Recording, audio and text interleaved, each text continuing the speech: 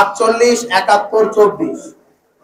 শুধু আমরা যদি এই তিনটির কথা বলি বা তারও আগে পলাশির যুদ্ধে যারা বাংলাদেশের স্বাধীনতা সার্বভৌমের জন্য দাঁড়িয়েছিল এই ভূখণ্ডে বা তারও আগে আমাদের যে ভূখণ্ডের ইতিহাস সেটি দীর্ঘদিনের ইতিহাস, দীর্ঘদিনের লড়াই সংগ্রামের মধ্য দিয়ে আজকের যে বাংলাদেশের যে মানচিত্র এটি আমরা পেয়েছি। এই ভূখণ্ডকে রক্ষা করতে, এই ভূখণ্ডের স্বাধীনতা সার্বভৌমত্ব অক্ষুণ্ণ রাখতে যারা লড়াই করেছে, যারা জীবন দিয়েছে, প্রত্যেকটি শহীদ, প্রত্যেক আহত এবং প্রত্যেকের ত্যাগকে আমরা স্মরণ করছি।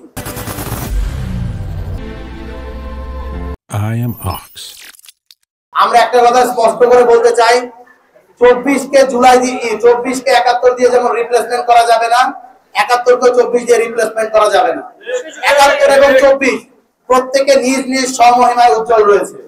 সুতরাং কেউ যদি 24 দিয়ে 71কে লঘু করতে চায় বা 71 দিয়ে 24কে লঘু করতে চায়, আমরা দুটো গ্রুপকে সন্দেহের চোখে দেখি এবং বলতে চাই তারা নিজ নিজ রাজনৈতিক এজেন্ডা, আমি এজেন্ডা বলবো না, নিজ নিজ রাজনৈতিক চরিত্র অপচেষ্টা করার জন্য, চরিতার্থ করার জন্যই তারা এই ধরনের কথাবার্তা বলে, এই ধরনের ন্যারেটিভ বাজারে ছড়িয়ে যাচ্ছে। 71 এবং 24-এর মাঝে কোনো বিরোধ নেই, বরং 24 71-এরই সিলসিলা। আমরা 71 থেকে এসেছি, 24-এর সাথে 71-এর কোনো প্রকার সংঘর্ষ নেই। আমরা আসলে 71-এরই যে প্রবাহিত রক্ত, সেই রক্তের মধ্য দিয়ে আসলে 24 এসেছে এবং 24-এর মধ্য দিয়ে আজকের বৈষম্য বিরোধী ছাত্র আন্দোলন করবে। এবং সেই সাথে আমরা বলতে চাই, জুলাই ঘোষণাপত্র, জুলাই সনদ, এটি আসলে আমাদের কোনো দাবি না, এটি আমাদের ন্যায্যতা, এটি আমাদের প্রাপ্য।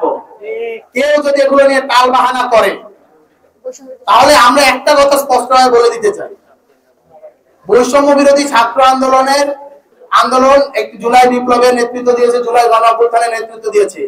এর মধ্য দিয়ে এই ইন্টারিম গভর্নমেন্ট গড়ে উঠেছে। এই ইন্টারিম গভর্নমেন্টের বৈধতা বৈষম্য বিরোধী ছাত্র আন্দোলন। সুতরাং এবং এই ইন্টারিমের বৈধতা জুলাই বিপ্লব। সুতরাং জুলাই বিপ্লবকে স্বীকৃতি দিতে, জুলাই বিপ্লবের ঘোষণা দিতে, এই একটি সনদ দিতে যারাই বাধা প্রদান করছে, ইন্টারিম কাজের যারা বাধাপ্রাপ্ত হচ্ছে, কেন দিচ্ছেন এই জবাব আমরা ইন্টারিমের কাছে চাচ্ছি। যদি তারা কোনো প্রকার বাধাপ্রাপ্ত না হয়, প্রত্যেকটা স্টেক হোল্ডারের সাথে কথা বলে অবিলম্বে জুলাই ঘোষণাপত্র ঘোষণা করতে হবে, জুলাই সনদ প্রদান করতে হবে এবং এক্ষেত্রে বৈষম্য বিরোধী ছাত্র আন্দোলনের সাথে সমন্বয় করেই তাদের এই কার্যক্রমটি পরিচালনা করতে হবে বলে আমি স্পষ্টভাবে ইন্টারিম গভর্নমেন্টকে বার্তা দিতে চাচ্ছি।